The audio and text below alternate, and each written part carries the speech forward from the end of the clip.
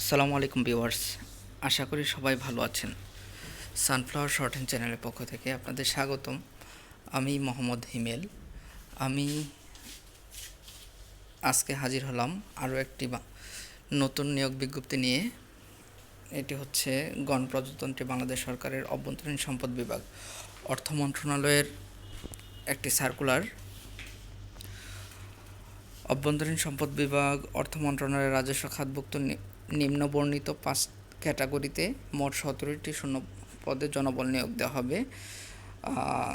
শর্ত সাপেক্ষে বাংলাদেশের প্রকৃত স্থায়ী নাগরিকের নিকট হতে অনলাইনে আবেদন করতে হবে। সে লিঙ্কটি হচ্ছে ird.teltok.com.bd ওয়েবসাইটে যেয়ে আবেদন করতে হবে। অনলাইন ব্যতীত আবেদন গ্রহণযোগ্য হবে না। চলুন দেখা যাক কী কী ক্যাটাগরিতে কয়টি পদ আছে।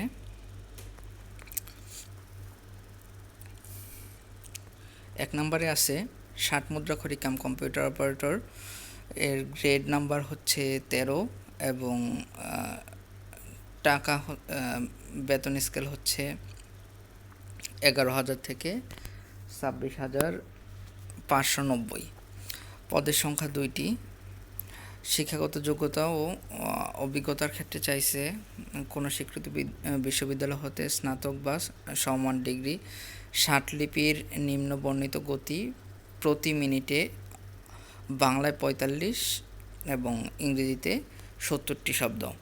আর কম্পিউটার টাইপের ক্ষেত্রে সর্বনিম্ন গতি বাংলায় 25, ইংরেজিতে 30। গ নম্বরে আছে কম্পিউটার প্রশিক্ষণপ্রাপ্ত, কম্পিউটার ওয়ার্ড প্রসেসিং সহ ইমেল ফ্যাক্স পরিচালনার দক্ষতা অভিজ্ঞতা থাকতে হবে। যে সকল জেলার প্রার্থীগণ আবেদন করার প্রয়োজন নেই তার মধ্যে হচ্ছে গাজীপুর, মাদারীপুর, টাঙ্গাইল, নেত্রকোনা, ব্রাহ্মণবাড়িয়া, কুমিল্লা, লক্ষ্মীপুর, সিরাজগঞ্জ, নওগাঁ, বগুড়া, রংপুর জেলার প্রার্থীদের আবেদন করার প্রয়োজন নেই, তবে এতিম বা শারীরিক প্রতিবন্ধীগণ আবেদন করতে পারবেন এই সকল জেলার। 2 নম্বরে আছে কম্পিউটার অপারেটর। এটার বেতনক্রম সেম আগেরটার মতো, গ্রেডও আগেরটার মতোই। এর পদের সংখ্যা হচ্ছে 4টি। শিক্ষাগত যোগ্যতা হিসাবে চাইছে কোনো স্বীকৃত বিশ্ববিদ্যালয় হতে বিজ্ঞান বিভাগে সম্মান বা সমমান ডিগ্রি। আর কম্পিউটার টাইপ বাংলায় 25, ইংরেজিতে 30 সর্বনিম্ন, এবং সংশ্লিষ্ট বিষয়ে অ্যাপটিটিউড টেস্ট উত্তীর্ণ হতে হবে। জেলা কোঠা সেম আগেরটার অনুরূপ। 3 নম্বরে আছে কেশিয়ার গ্রেড নাম্বার হচ্ছে 14, বেতনক্রম হচ্ছে 10,200 থেকে 24,680। পদের সংখ্যা 1টি। শিক্ষাগত যোগ্যতা ও অভিজ্ঞতার ক্ষেত্রে বলা হয়েছে কোনো স্বীকৃত বিশ্ববিদ্যালয় হতে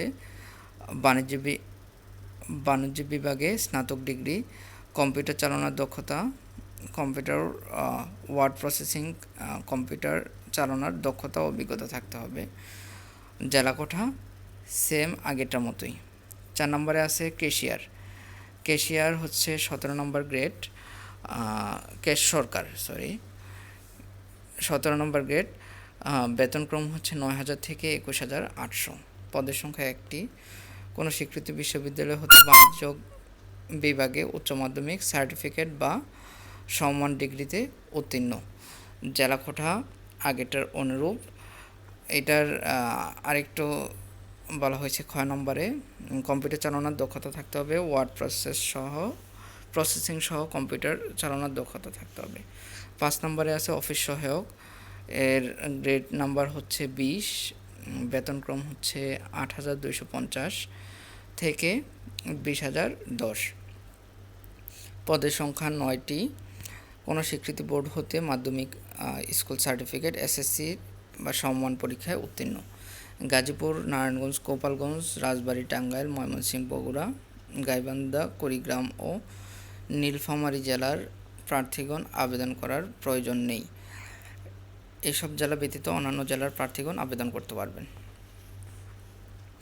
আবেদনকারীর বয়স অবশ্যই 1/4/2022 তারিখে 18 কিংবা 30-এর মধ্যে হতে হবে। শুধু বীর মুক্তিযোদ্ধার প্রার্থী এবং প্রতিবন্ধীদের ক্ষেত্রে 32 বছর বয়স পর্যন্ত আবেদন করতে পারবে। ষাট মুদ্রাক্ষরিক কাম কম্পিউটার প্রার্থী পদের ক্ষেত্রে বিভাগীয় প্রার্থীরা 40 বছর বয়স পর্যন্ত আবেদন করতে পারবেন বিভাগের প্রার্থী হিসাবে।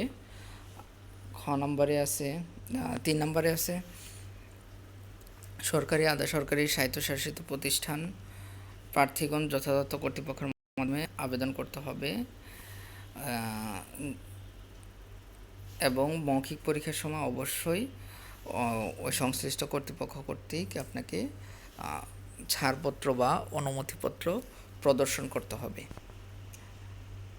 4 নম্বরে আছে আবেদনপত্র প্রার্থীর কর্তৃক কোনো অসত্য, মিথ্যা, ভুল, জালিয়াতি ইত্যাদি কিংবা পরীক্ষা হলে নকল, অসাধু উপায় অবলম্বন করলে প্রার্থীর প্রার্থিতা বাতিল করা হবে। এমনকি চূড়ান্তভাবে মনোনীত হওয়া সত্ত্বেও আবেদনপত্র বাতিল বলে গণ্য হবে।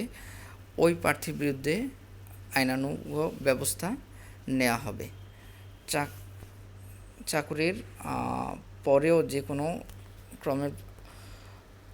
যে কোনো পর্যায়ে তার সনদপত্র প্রদত্ত অসত্য হিসাবে প্রমাণিত হলে চাকরি থেকে তাৎক্ষণিক বরখাস্ত করা হবে এবং তার বিরুদ্ধে আইনানুগ ব্যবস্থা নেওয়া হবে।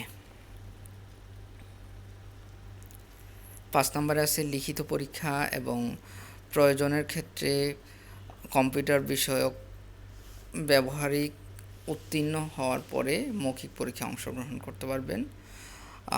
মৌখিক পরীক্ষার সময় প্রার্থীর সকল সনদপত্রের মূল কপি প্রদর্শন করতে হবে এবং অনলাইনে দাখিলকৃত অ্যাপ্লিকেশন কপির প্রিন্ট কপি এবং নিম্ন সকল শিক্ষাগত সনদ এবং সকল সনদপত্রের সত্যায়িত কপি এক সেট ওইখানে দাখিল করতে হবে, জমা দিতে হবে আর মূল কপিগুলো প্রদর্শন করতে হবে। ক নম্বরে বলা হয়েছে প্রথম শ্রেণীর গেজেটেড কর্মকর্তা কর্তৃক সত্যায়িত সদ্য তোলা পাসপোর্ট সাইজ 2 কপি ছবি,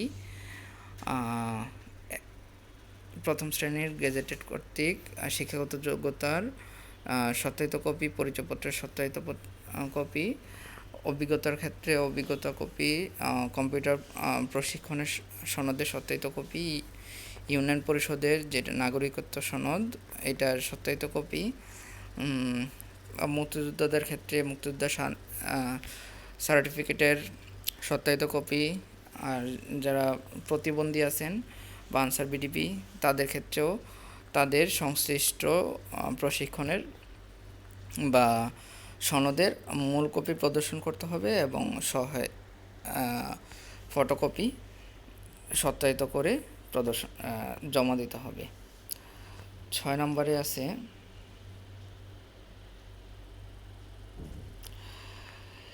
এই নিয়োগ বিজ্ঞপ্তি লিখিত পরীক্ষা, মৌখিক পরীক্ষা সংক্রান্ত অন্যান্য তথ্যাবলী এই ওয়েবসাইটে পাওয়া যাবে এবং নিয়োগ বিজ্ঞপ্তি যদি তারা সংশোধন করে তাও এই ird.gov.bd-তে পাবেন। নির্বাচিত প্রার্থী নির্বাচনী পরীক্ষায় অংশগ্রহণের জন্য আবেদনকারীকে কোনো যাতায়াত বা দৈনিক ভাতা দেওয়া হবে না। আবেদনকারী তার সর্বশেষ অর্জিত শিক্ষা অর্জনের বিষয়ে আবেদনপত্রে উল্লেখ করতে হবে। যদি কোনো প্রার্থী বাংলাদেশের নাগরিক না হন কিংবা বাংলাদেশের নাগরিক নন এমন কাউকে বিয়ে করেন সেক্ষেত্রে বা প্রতিশ্রুতিও দেন কিংবা কোনো ফৌজদারি আদালত কর্তৃক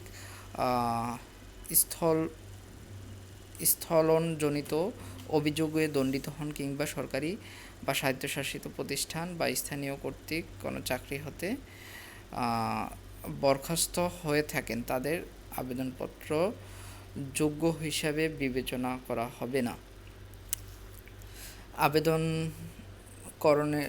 আবেদনপত্র পূরণের জন্য কিছু নিয়মাবলী তারা বলে দিয়েছে। ird.teletalk.com.bd-তে এই ওয়েবসাইটে যে আবেদনটি করতে হবে এবং আবেদনের ডেট শুরু আগামী 7 এপ্রিল 2022